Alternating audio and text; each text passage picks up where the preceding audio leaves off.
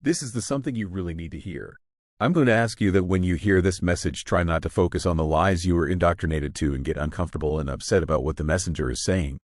But listen to what he's saying and try to get the message. Then use the message and share it with everyone you know. Okay, this one here is to educate, explain some things to you, and hopefully wake up your third eye. That'll wake you up and get you to where you'll start to realize things now. This is where we come from. But I still got a lot of people that keep asking me about where we're at now. This place. And what is it? This is the corporation they made when they decided to enslave us from free man and free woman and take everything away from us that would keep us free. I want y'all to check out some things, listen to them real closely, and then I'll be right back to speak on them afterwards.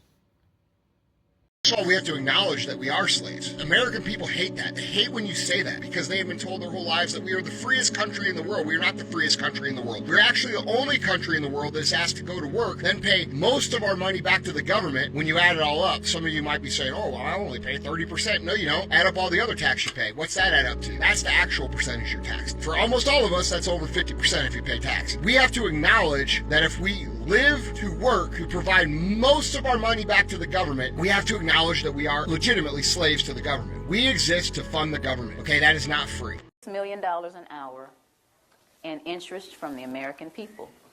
$36 million an hour in interest from the American people.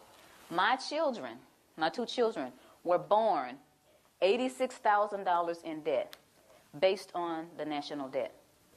Now, why am I going to take away from those children to give to somebody that is going to be born in 2030? It's not going to happen. So that was my decision. It was very easy. You know, you think about stuff like fear. Oh, the IRS is going to get you. They're going to take your stuff. That's not important to me. Stuff's not important to me. My children are important to me. I'm one of those mothers that will roll up her sleeves with one leg and try to whoop you if you mess with my children. And I think that a lot of mothers are like that. So this is what my decision was. And I went on and started educating people. One of the things that people asked me once I made this decision and started talking about it, how are we going to run the country without the income tax? I don't know how much Dan got into it, but the Grace Commission report that Ronald Reagan put out in 1984, says that none of the money collected in income tax goes towards running the country. But the bottom line is it's not going towards running the country, so you patriotic people out there, you've been fooled. Beardsley Rummel, he was Federal Reserve Chairman back in 1946, did a speech before the American Bar Association.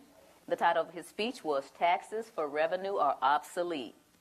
Within the body of this report, he says that the taxes, the income taxes for redistribution of wealth.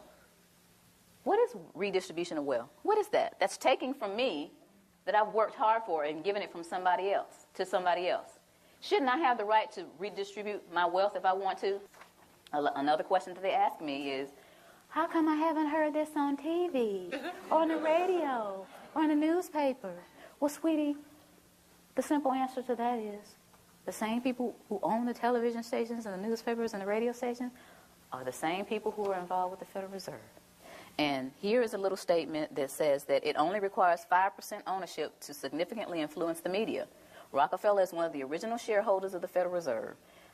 As early as 1963, the House Banking Subcommittee reported that Rockefeller, through Chase Manhattan Bank, controlled 5.9% of the stock in CBS and the bank and gained interlocking directorates with ABC.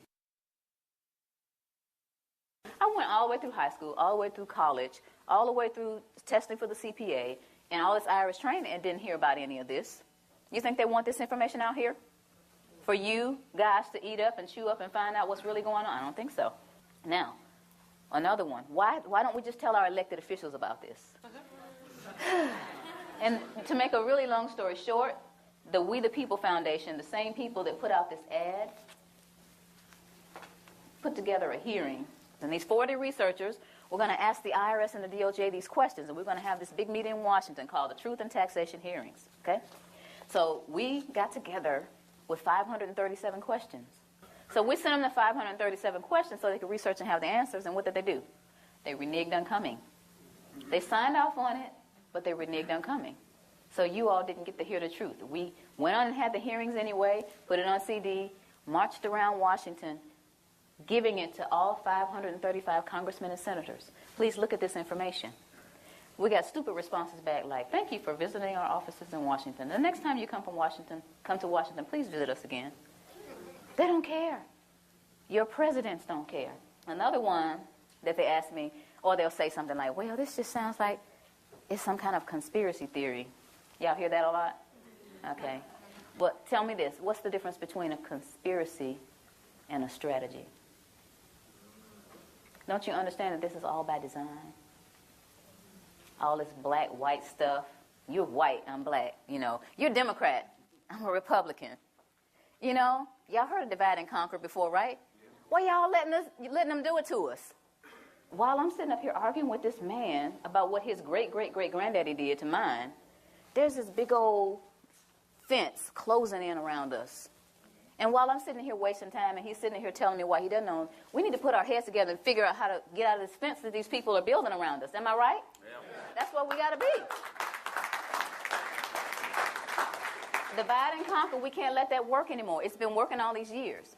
Then we need to get together and understand. First of all, you need to understand what is going on with your money. You work hard. It's like we're a hamster on a wheel. This country started out with taxation without representation. Where are we now? How did we get back to where we started? We got lazy and comfortable. Get out your comfort zone. I never tell people to file a tax return. I never tell them not to file.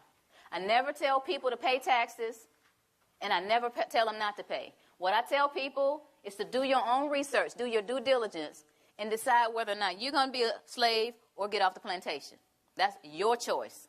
So in essence, you're wasting time. As long as you continue to feed the monster's going to grow. They're going to laugh in your faces. Any kind of cause that you have, anything that you're trying to do in your life concerning getting things back on track with our country, the way it's supposed to be, you're going to get laughed at because you continue to give them the money to do whatever it is they're doing to us. A lot of people don't care. A lot of people get the money taken out of their checks and they actually think they're getting, oh, I get back $3,000 every year. They don't take anything from me. I said, sweetie, look at your W-2. They took $14,000. They gave you back $3,000 of your own money. Oh.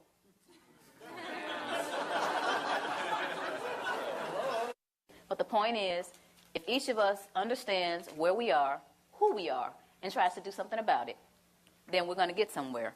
This is a great country, but it's off track. And who's going to get it back on track? Yeah. Thank you. Thank you all. There it goes. You ain't even have to hear it from me. You just heard it from two other people. And as you've seen on there, one of them is a former IRS agent who is now trying to do the same thing, trying to educate people, trying to explain things to them to help them open that third eye and realize things, what's really going on, how it is for you. Didn't have to hear it from me. As they say, you heard it from a professional. So, with that being realized, don't you think it's time for us to open up and change and all that? Quit being a part of the problem. Start being a part of the solution.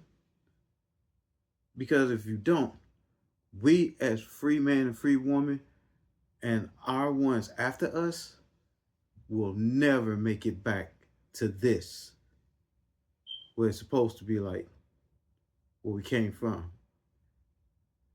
So if we got to go backwards, let's go backwards to this where it was better. But if we can, let's take this and make it way more better how it's supposed to be for the free man, the free woman. Let's get it together.